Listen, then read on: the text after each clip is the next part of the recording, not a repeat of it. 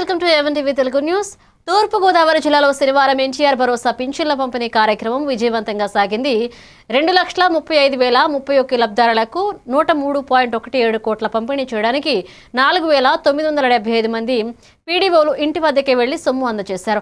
మధ్యాహ్నం 12 గంటల నాటికి 88% పంపిణీ పూర్తయిందని జిల్లా కలెక్టర్ కీర్తి చేకూరి తెలిపారు. కోరుకొండ మండలం బూరుగుపూడి గ్రామంలో 83 ఏళ్ల రేలంగి తాతారావు ఇంటి వద్దకే 4,000 వృద్ధాప్య పింఛను స్వీకరించారు. తాతారావు సిబ్బంది మర్యాదపూర్వకంగా వ్యవహరిస్తున్నారని, ప్రతి నెల పింఛను సకాలంలో అందుతుందని కృతజ్ఞతలు తెలిపారు.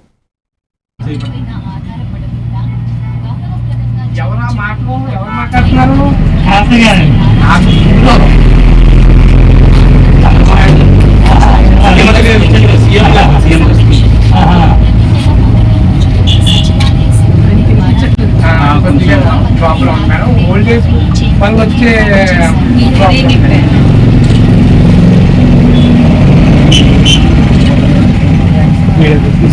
ఎంత ఇస్తున్నారండి నెల?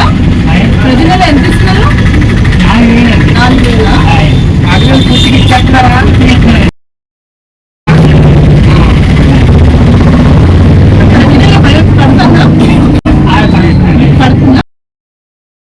సంవత్సరం రాలేదా? 5 ఎప్పుడు అవుతుంది? మీకు అవ్వని వాళ్ళు ఎంతమంది ఉన్నారు? 4 మెంబర్స్ ఉన్నారు. మీ పరిధిలో అవుట్ ఆఫ్ ఎంతమంది?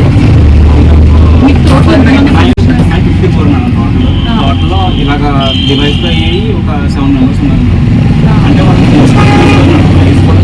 ఓన్లీ 54లో 4 మందికి అసలు